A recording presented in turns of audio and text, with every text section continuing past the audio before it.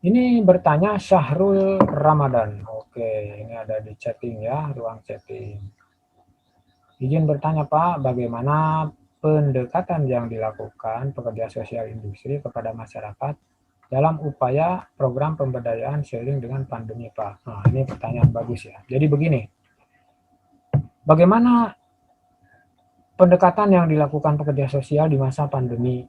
Ya, ketika pekerja sosial industri atau corporate sosial industri ini mendekati masyarakat dalam situasi pandemi, tentu Anda harus membaca situasi.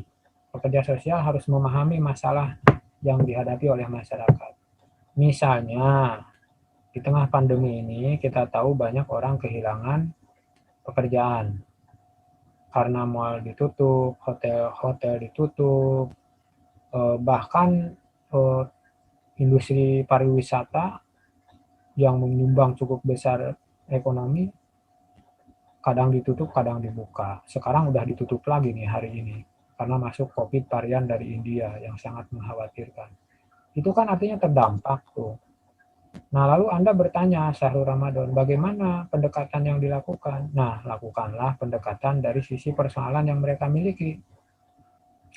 Kalau persoalan mereka misalnya kehilangan pekerjaan, ya Anda harus mencoba memberikan solusi kepada orang itu supaya tetap survive, supaya tetap bisa hidup. Bagaimana? Misalnya bisnis online, Anda berikan mereka pelatihan membuka pasar di Tokopedia, di Lazada, di Shopee, sehingga mereka bisa jualan dari dalam rumah, tidak harus keluar. Nah, Anda semuanya juga bisa ya, ini semuanya mahasiswa, sebagai mahasiswa Anda juga bisa nih jualan online.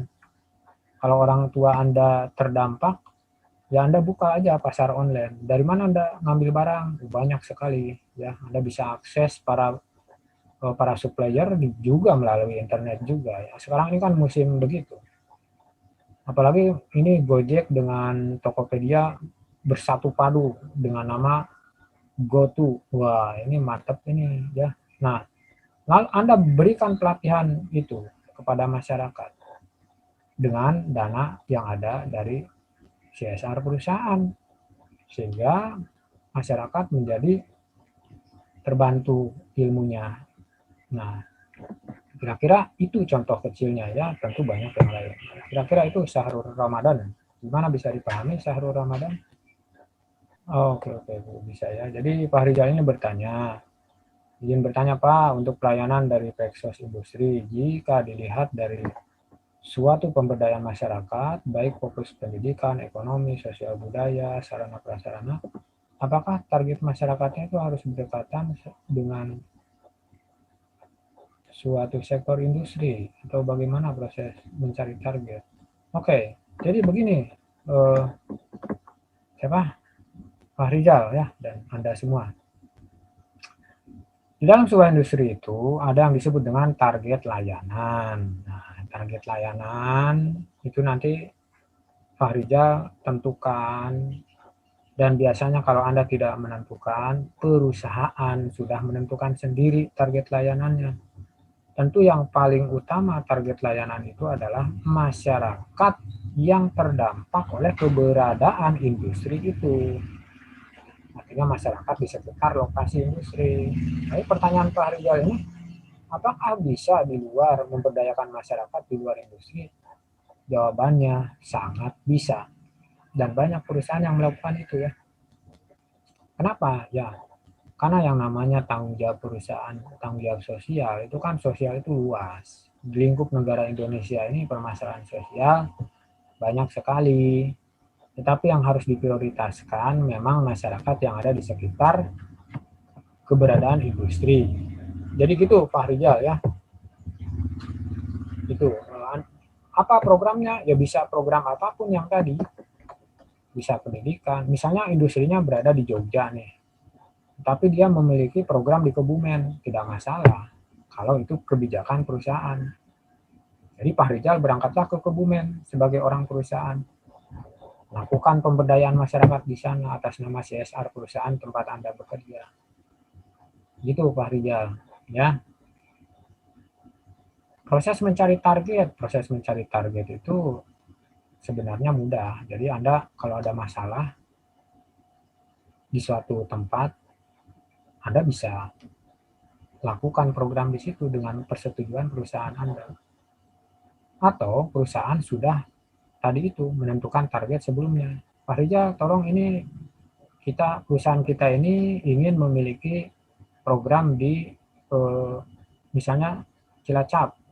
Jadi Anda bikin program, ini wilayahnya, tempat program itu harus Anda lakukan, penduduknya ada sekian ribu, persoalannya adalah ini, tolong gunakan dana CSR perusahaan kita untuk memberdayakan masyarakat tersebut.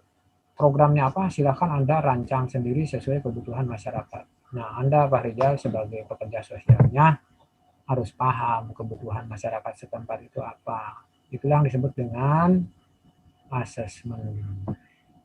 Baru Anda bisa merencanakan dari hasil asesmen itu. Jadi ilmunya kembali ke ilmu semester yang lalu ya. Gitu Pak Rijal, gimana bisa dipahami Rijal? Halo Om Rijal? Bisa Pak, bisa. Terima kasih. Bisa, oke, bagus ya. Kalau Anda berminat ya silahkan Anda bersiap dari sekarang untuk menjadi Texas Industri. Oke, ada lagi kira-kira pertanyaan? Kalau tidak, saya tanya. Untuk pelayanan dari Texas Industri. Ini ada bertanya lagi nih. Oh, enggak. Enggak ada lagi ya, sudah kayaknya. Kalau ada yang bertanya silahkan. Jadi intinya begini ya. Intinya adalah Anda kalau ingin bergerak di bidang industri sebagai pekerja sosial industri, Anda harus kuat dari sisi pelayanan kepada masyarakat, terutama kemampuan dalam menjalankan program. Programnya apa saja yang tadi itu? Anda harus mengetahui banyak tentang mengantisipasi tentang bagaimana pelayanan sosial yang baik atas nama perusahaan. Bagaimana pelayanan pendidikan dan penelitian, programnya apa saja, Anda gali dari sekarang. Beasiswa, pelatihan, penelitian, dan lain sebagainya. Apa yang dilakukan perusahaan-perusahaan selama ini.